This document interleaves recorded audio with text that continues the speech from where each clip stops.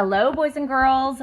It's an exciting day. We're starting our new story, The Secret of Smith's Hill. Now, what's interesting about this story is that it was published in the newspaper years ago. And so each chapter that we're reading is a different installment that was published. And if you notice at the top of this story, you'll see editor's note, The Secret of Smith's Hill, an 18-chapter book, will run Tuesdays and Thursdays on the comics page. So that means that this story was published on the page where all the comic strips were. And so each chapter was kind of like just a different installment that they would publish twice a week. But we, luckily, will get to read this every day, not just twice a week. So notice the top, the headline says, First Night in the House Turns Frightening. All right, now as we're reading, pay attention to these questions in your packet that you're going to have to answer after you read. Where does the Claver family live? Where did they move from? When was their house built? What are the names of the Claver children? Why did the Claver family leave Boston? What did Mrs. Claver predict caused the clanking and rattling sounds? And then last, you're going to have to make a prediction. What will the children find when they look for the cause of the noise? All right, boys and girls, let's jump right into our story. Kelly sat straight up in bed.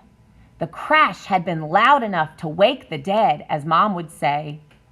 Now, boys and girls, could it really wake the dead? No, that is an idiom. It's a figure of speech. It just means that it was really, really loud, right? And it was still going on in a clanking, rattling way. At first, Kelly thought she was still in Boston and the noise was traffic, maybe even an accident. But there was no screeching of brakes or screaming of sirens. Besides, it sounded as if it was inside the house, downstairs. Kelly looked over at James, her twin. Much as she liked him, she couldn't wait till the paint in his new room dried, because then, for the first time in her life, she'd be able to have a room to herself. The Clavers had just moved to a house in a little coastal town in Rhode Island to get away from the city. So, boys and girls, here's some of our answers. Where do they live now? They live in this little coastal town in Rhode Island. And it said, where did they move from? Well, in that first paragraph, it said Kelly thought she was still in Boston. So we can infer that they moved from Boston. All right, let's keep reading. To get away from the city, gangs had moved into their old neighborhood, and one of them had been after James to join. When there was a drive-by shooting on their street, the twins' grandparents had helped the Clavers put a down payment on an old house. A handyman special, the real estate agent called it. That means it had a lot of work that needed to be done to it, guys. Mom and Dad were going to plant a big garden to save on food. A construction crew had already dug a hole for a shed and a storage cellar under it for vegetables, and Dad, who had a couple of weeks before his new job started, was going to help. Mom was excited because their house on Smith's Hill had been built in the 1700s. She liked history and wanted to learn about the people who'd lived back then. James was glad to be away from the gangs, and Kelly was excited about being in the country.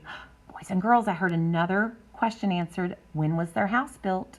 It was in that last paragraph. James seemed sound asleep as usual. It was a family joke that he'd probably sleep through the end of the world. The crash came again. Less of a crash this time than a rattling, tinkling sound. The bedroom door cracked open and Mom stuck her head in. "You guys all right?" she whispered, shining a flashlight around the room. Kelly nodded and, giggling quietly, pointed at James. Mom giggled too. "Just like your father," she whispered. He didn't wake up either. Mom sat on the edge of Kelly's bed. "Did you hear it?" she asked. "Yep, maybe it was Sphinx." Sphinx was the Clavers' elderly orange cat. "Probably," Mom patted Kelly's shoulder. "Let's go back to sleep. We can check it out in the morning. Good night, Kel." "Night, Mom." When Mom left, Kelly snuggled back under the covers. It had been a long day. First had come the flurry of moving men tramping in and out of their apartment, carrying furniture, lamps, and boxes of books and dishes and papers and knickknacks and toys. Sphinx got out into the hall twice.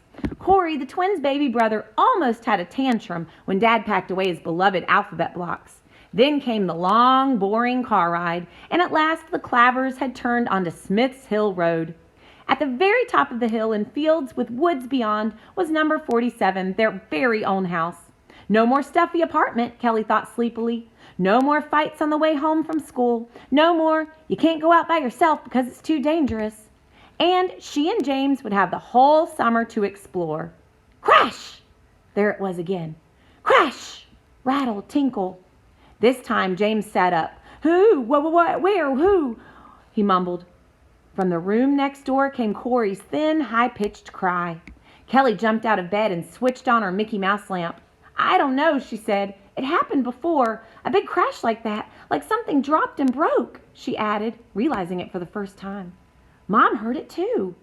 The sound came again, louder and longer, followed by Mom's voice saying to Dad, Roger, wake up. It's inside, Kelly whispered, more nervous now. Whatever it is. James's eyes grew wider and rounder. A break-in, he whispered. Robbers, like in the apartment next door that time.